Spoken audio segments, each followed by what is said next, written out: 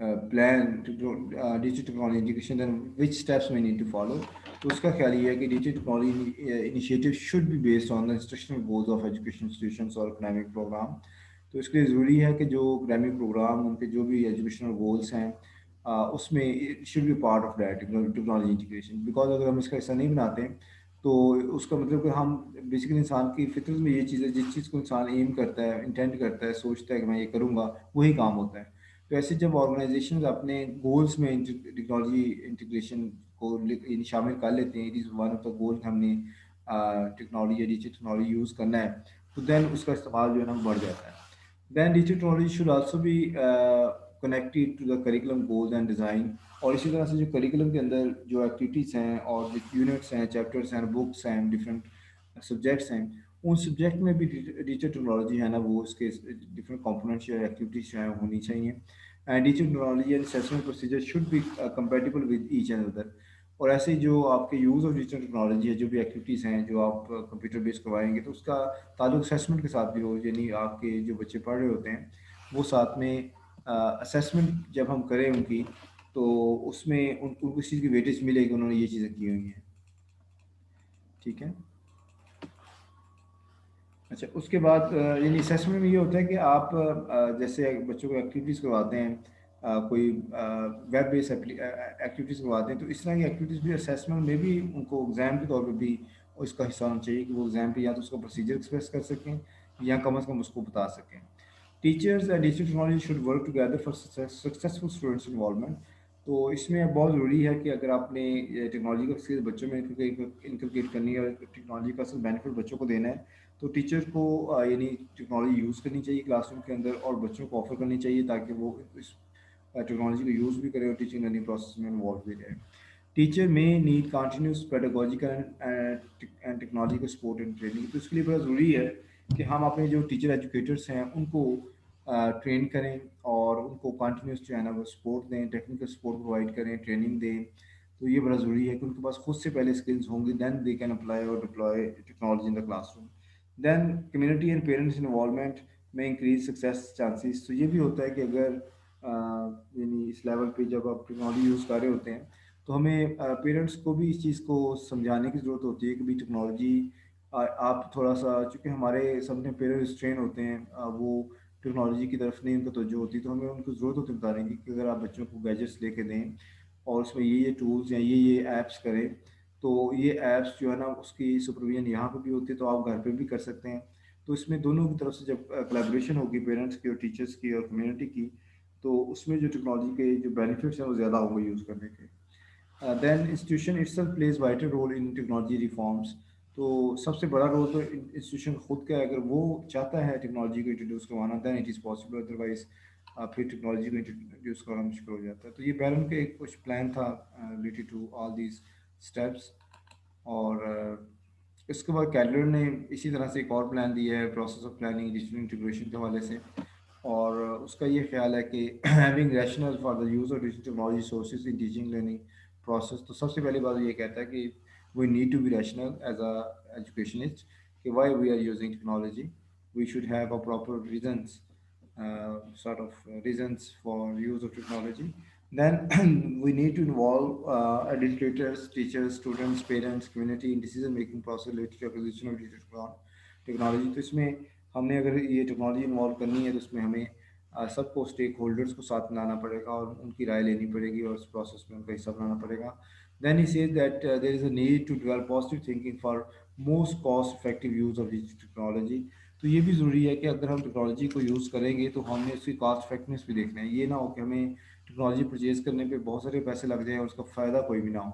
तो cost effectiveness का मतलब ये होता है कि जो चीज़ आप इस्तेमाल कर रहे हैं उसका फ़ायदा भी आप ले रहे हैं, उसकी कॉस्ट आती है, तो उसका हमें एंड एंड रिजल्ट भी पॉजिटिव नज़र आए, फिर उसकी कॉस्ट इफेक्टिवनेस हमें नज़र आती है। Then it should be aligned with the digital technology alignment tools and application with the curriculum. तो सबसे ये इम्पोर्टेंट एस्पेक्ट है, क्योंकि हमारे पास जब हम टेक्नोलॉजी इंटीग्रेशन की बात करते हैं, तो हमारे पास ये समझ नहीं आती कि भाई हम किन ऐप्स को बच्चों को ऑफर करें, और ही that app should be related to curriculum. आप लोगों ने क्लास में ऐप पे काम किया था? जी क्लास, मोबाइल ऐप पे काम किया था? क्या स्वाद आ रही है मेरी?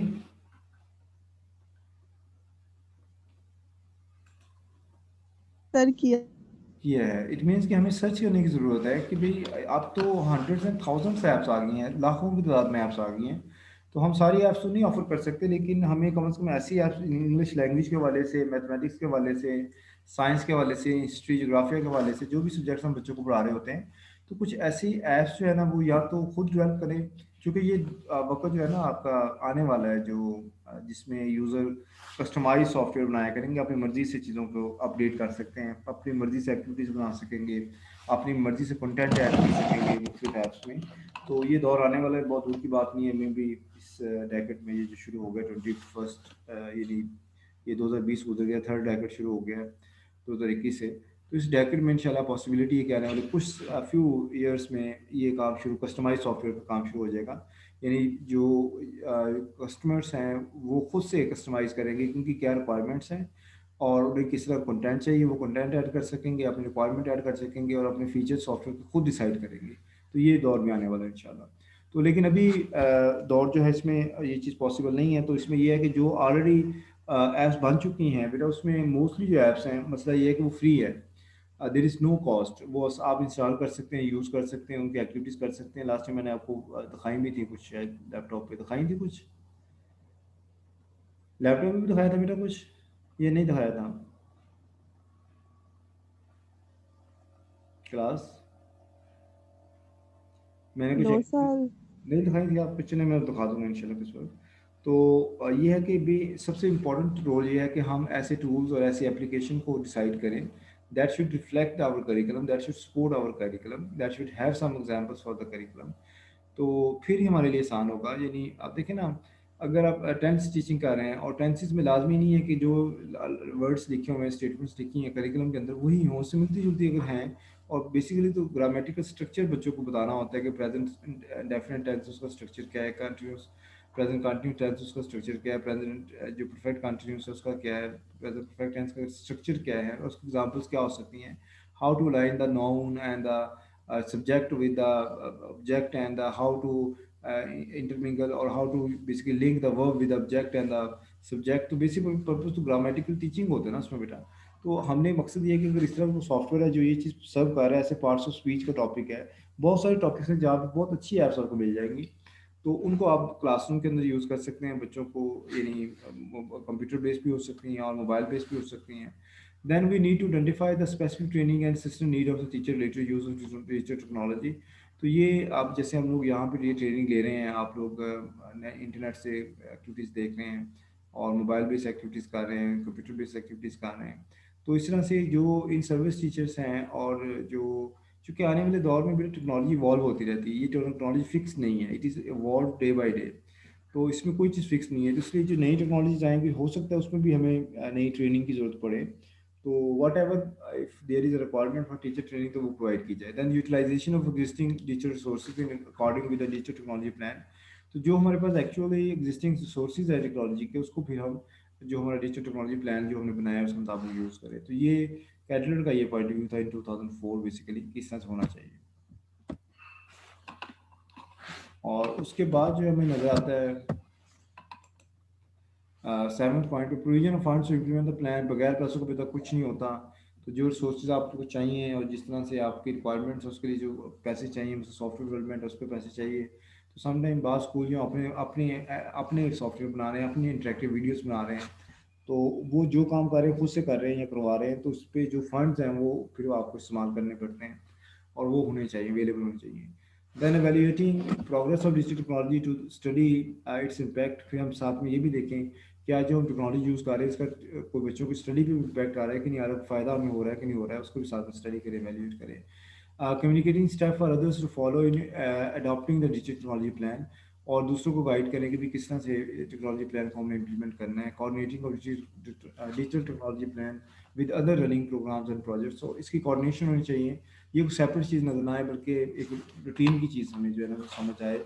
और टीचिंग जो है with technology that address the need of all student. फिर हम तमाम स्टूडेंट्स के नीड के मुताबिक उसको एड्रेस करें। गाइडलाइंस यानी इसका यूज़ होना चाहिए स्टूडेंट के नीड के मुताबिक। Guide and contextualization for the incorporation of latest digital technology in the teaching learning process. और हम सबको गाइड करें कि भाई किस तरह से नई जो डिजिटल टेक्नोलॉजिकल एप्लीकेशंस हैं, टूल्स हैं, उनको टीचिंग लर्निंग में यूज़ किया जा सके। Developing software and learning apps in according with the digital technological needs of learner.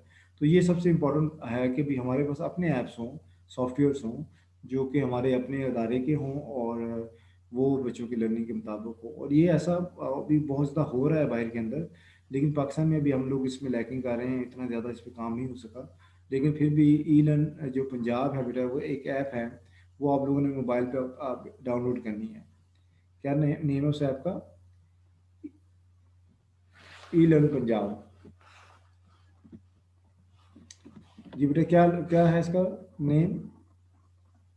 E learn Punjab. Punjab इसको सर। बेटा आपने डाउनलोड करना अपने मोबाइल के अंदर, अपने प्ले स्टोर से, ठीक है। और इसमें हमने इसको इसको ना सिर्फ डाउनलोड करना बल्कि इसको यूज़ करना है आपने। तो आप डिसाइड कर लें किस किस लेवल पे करना है, चूँकि ई लर्न पंजाब के अंदर आपका 1 क्लास से लेके आपका मैट्रिक तक तमाम सिलेबस कंप्यूटराइज फॉर्म में मौजूद है। इसलिए मैं चाह रहा हूँ कि आप इसको थोड़ा सा ना एक्सपीरियंस करें और अपने एक्सपीरियंसेस जो हैं उसको नोट करें, लिखें उसको। मैंने पहले भी ऐप्स का आपको कहा था कि उसके बारे में लिखें, कि जो ऐप्स मैंने आपसे कही थी 2-3, उसको यूज़ करें, उसका जो एक्सपीरियंस हम लिखें, वो एक्टिविटीज़ वो भी आपने नहीं की, नहीं ना कि इसमें भी अभी तक मैंने कोई रिव्यू नहीं आपका देखा कि भाई वो ऐप्स आपको कैसी लगी, क्या उसमें फीचर्स थे, क्या नहीं थे, और क्या अच्छा लगा, क्या बुरा लगा, या क्या होना चाहिए था। कोई सजेशन, कोई रिकमेंडेशन, कोई बात आपकी तरफ से नहीं मिली मुझे। ऐसे ही क्लास ऐसी है। डाउन भी देखी, लिखा मैं है। देखना मकसद नहीं था, आपको एक टास्क मैंने दिया हुआ था, 5 6 तकरीबन कोई 5 ऐप्स थी जो मैंने कहा था कि इनको आपने रिव्यू करना है, तो उसमें से एक रिव्यू मुझे किसी का नहीं मिला। तो ये क्लास आपका लेवल पार्टिसिपेशन है। एक साइड वो हमने पढ़ी नहीं, वो तो हमने देखते। इससे पहले मैंने आपको गाइडलाइन भी दी थी कि भी आप उस ऐप में किस तरह से एवेल्यूएट करेंगे, कौन से कंपोनेंट्स देखेंगे, और उसके बारे में अपना जो जो भी आपको एक्सपीरियंस है शेयर करेंगे। उसके बाद बेटा की चैलेंजेस हैं इस वक्त, ये टेक्नोलॉजी इंटीग्रेशन क्यों नहीं हो रही, जैसे हम पाकिस्तान में बात कर रहा हूँ उसको। सबसे पहले तो रजिस्टिंग एटीट्यूड ऑफ टीचर्स है, टीचर खुद को चेंज नहीं करना चाहता। वो कहता है कि मैं जैसा हूँ, जैसा पढ़ा रहा हूँ, मैं बेस्ट हूँ और मेरा मेथड बेस्ट है, और वो नहीं चेंज, वो उसमें डरता भी है अंदर से और रजिस्ट भी करता है। Then lack of adequate training and experience, और ये भी मसला है कि हम लोग अपने टीचर्स को ट्रेन नहीं कर पा रहे, तो उतने हमारे पास वसाइल नहीं है कि उनको हम प्रॉपर ट्रेनिंग प्रोवाइड कर सकें और एक्सपीरियंस दे सकें डीटी का। Then accountability for test score, और सबसे बड़ा मसला हमारा पाकिस्तानी सिस्टम में तो जो अकाउंटेबिलिटी ऑफ टेस्ट है, ये बहुत बड़ा मसला है। अगर आप बच्चों को टेक्नोलॉजी के चक्रों में लगा देंगे और बच्चों को सिलेबस कवर नहीं होगा या बच्चों को डाटा पूरा नहीं होगा और उनके टेस्ट में स्कोर कम आएंगे, तो फिर तो टीचर की तो क्लास हो जाएगी, टीचर के लिए अच्छा नहीं है। टीचर रिस्क नहीं लेता कि भाई मैं ये टेक्नोलॉजी के थ्रू, बल्कि अब तो दौर बेटा ये आ गया है कि टीचर पढ़ाने भी रिस्क नहीं लेता। टीचर कहता है जो मैंने आधा घंटा बात करनी है बच्चों के साथ, उनको जो बताना है, इससे बेहतर ये है कि बच्चे जो है ना वो टेस्ट याद कर लें। ऐसा है बच्चों? तो ज़्यादा तो जो हमारी सिर्फ टेस्टिंग पे होगी कि यूनिट नंबर 1 का टेस्ट है, यूनिट नंबर 3 का यूनिट्स का टेस्ट है, यस 5 सर, का टेस्ट है। तो टीचर बात ही नहीं करता, कम्युनिकेट ही नहीं करता, मैसेज नहीं देता क्लास को। तो ये बड़ा एक इशू है कि इसलिए बच्चों की जो तरबियत है उसमें बहुत सारे फ्लाज आ रहे हैं, कि जो मॉरल डेवलपमेंट है उसमें बहुत सारे इशू आ रहे हैं।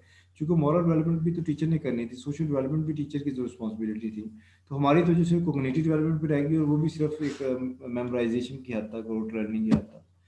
और lack of access to internet, तो ये भी सब बड़ा मसला है कि टीचर के पास रिसोर्सेज नहीं है, उसके पास इंटरनेट नहीं है, उसके पास कंप्यूटर नहीं है, उसके पास एलईडीज नहीं है, उसके पास मल्टीमीडिया प्रोजेक्टर नहीं है। तो ये भी एक बड़ा मसला है। फिर पुअर सर्चिंग टेक्निक, तो बहुत सारे टीचर्स ऐसे हैं जिन्होंने चूँकि नेट कभी यूज़ नहीं किया, जो ओल्ड हो गए हैं या पुराने एक्सपीरियंसड हैं, तो उन्हें पता ही नहीं है कि वाट आर सर्चिंग टेक्निक्स, को किस तरीके से हम चीज़ों को फाइंड कर सकते हैं, डाउनलोड कर सकते हैं या एक्सेस कर सकते हैं। फिर पुअर इंफ्रास्ट्रक्चर और डिजिटल टेक्नोलॉजीज, तो ये भी एक बहुत बड़ा इशू है कि हमारे एजुकेशन इंस्टीट्यूशंस के अंदर प्रॉपर इंफ्रास्ट्रक्चर नहीं है। जैसे हमारी कंप्यूटर लैब है, आप देखें उसमें 30 कंप्यूटर थे, अब 15 रह गए हैं, 15 में से भी 2-3 काम करते हैं, बाकी कोई काम नहीं कर रहा। तो ये एक बहुत बड़ा इशू है कि हमारे जो इंफ्रास्ट्रक्चर है, या तो अव्वल तो है नहीं, अगर है भी तो उसमें एक्सेस नहीं है। अभी मैंने एक स्टडी करवाई थी स्कैडी लेवल पे यूज़ ऑफ टेक्नोलॉजी की, आईसीटी की, तो उसमें ये फाइंडिंग आई थी कि जो बच्चे थे वो ये बता, उन्होंने ये चूँकि इंटरव्यूज़ भी थे और क्वेश्चनर भी थे, तो उसमें बच्चे बता रहे थे कि सर हमें जो टेक्नोलॉजी लैब है उसमें जाने ही नहीं दिया जाता, उसमें काम ही नहीं कर सकते हैं। ठीक है, सिर्फ कंप्यूटर के जो बच्चे हैं वो कुछ देर के लिए कभी कभार वो चले जाते हैं, वो अपना काम कर लेते हैं, बाकी जो तो अदर अदर स्टूडेंट्स हैं उनको तो नेट एक्सेस है ही नहीं, उनके लिए कंप्यूटर एक्सेस है ही नहीं। तो ये बेसिकली इट वाज अबाउट की चैलेंजेस ऑफ टेक्नोलॉजी इंटीग्रेशन। और नेक्स्ट मेरा टॉपिक आ रहा है, वो आ रहा है टेक्नोलॉजी इंटीग्रेशन का। उसमें वेलोवर्स मॉडल है, उसने 1990 में ये मॉडल दिया था कि हमें टेक्नोलॉजी कैसे इंटीग्रेट करनी चाहिए। उसमें कह रहा है टेक्नोलॉजी इंटीग्रेशन के 5 स्टेप्स हैं। तो पहला जो स्टेप है वो फेमिलराइजेशन का है कि हम टीचर को पहले फेमिलराइज करें, give them know how how to use technology. क्योंकि अगर चूँकि ये थोड़ा पुराना भी है मॉडल, तो उस वक्त बिल्कुल भी टेक्नोलॉजी यूजेस बहुत रेयर था, बहुत कम था। तो अब तो खैर काफ़ी चीज़ें बेहतर हो गई, अल्लाह का शुक्र है। जो आप लोग हैं और आपके साथ के जो लोग हैं, पिछले 10 सालों में चीज़ें काफ़ी चेंज हो गई हैं। तो यानी और टीचर्स को सबसे पहले ये है कि हम टेक्नोलॉजी के बारे में बताएं, अवेयरनेस दें। देन उसको फिर दूसरे नंबर पे यूटिलाइज करवाएं। यूटिलाइजेशन है, teacher use technology but minor problems will cause teachers to discontinue. तो वो आएंगे, लेकिन उनको जब यूज़ करेंगे तो प्रॉब्लम्स भी आएंगी, तो उन्हें नहीं करना आएगा तो वो छोड़ देंगे। देन इंटीग्रेट करें, जब वो फेमराइज हो गए, यूटिलाइज करना शुरू कर दिया, फिर आप उसको इंटीग्रेट करें अपने प्रोसेस, अपने सब्जेक्ट्स में और डे टू डे एक्टिविटीज़ में क्लासरूम के अंदर। और फिर रीओरिएंटेशन करें कि भाई teacher begin to rethink the education goals of the classroom with the use of technology. यानी वो सोचे कि मैं किस तरह से इसको इफेक्टिव यूज़ कर सकता हूँ। That is meant by reorientation. और रेवोल्यूशन जो है ये आप खुद पढ़े, जरा कौन पढ़ेगा इसको, बताए क्या होगा रेवोल्यूशन।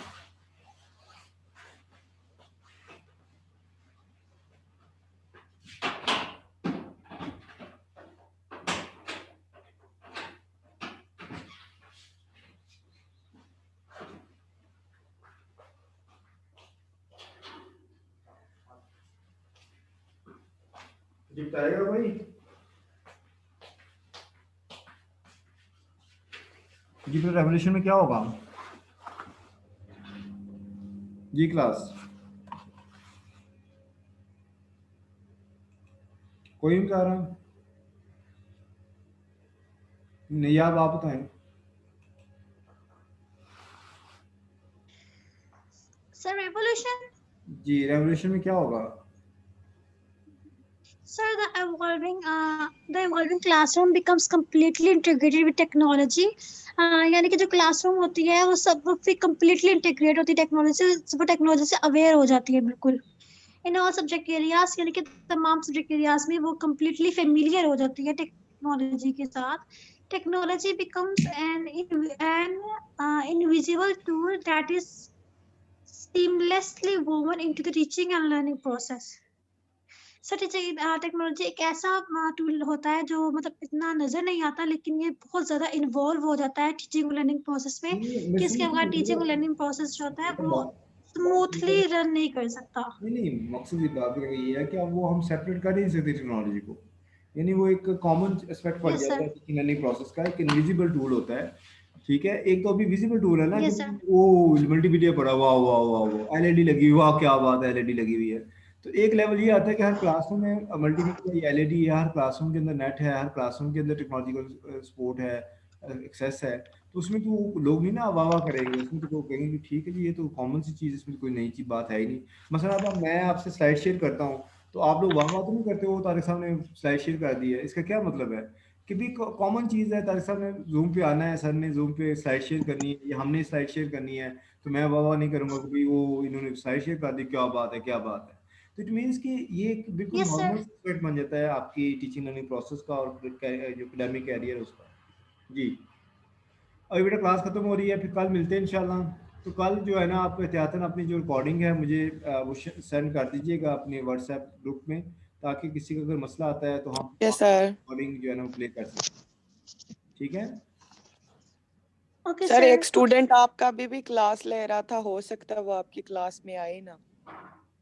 आप उस बारे में ना परेशान हो। ये जो बीएड के बच्चे ना, ये इतने ज़्यादा एक्साइटेड हैं टेक्नोलॉजी पढ़ने के लिए, मेरे पास कंप्यूटर पढ़ रहे हैं वल्लाह आलम। सर इरशाद अली है, रोल नंबर 9। तो ये इतने एक्साइटेड हैं, ये कहते हैं कि बस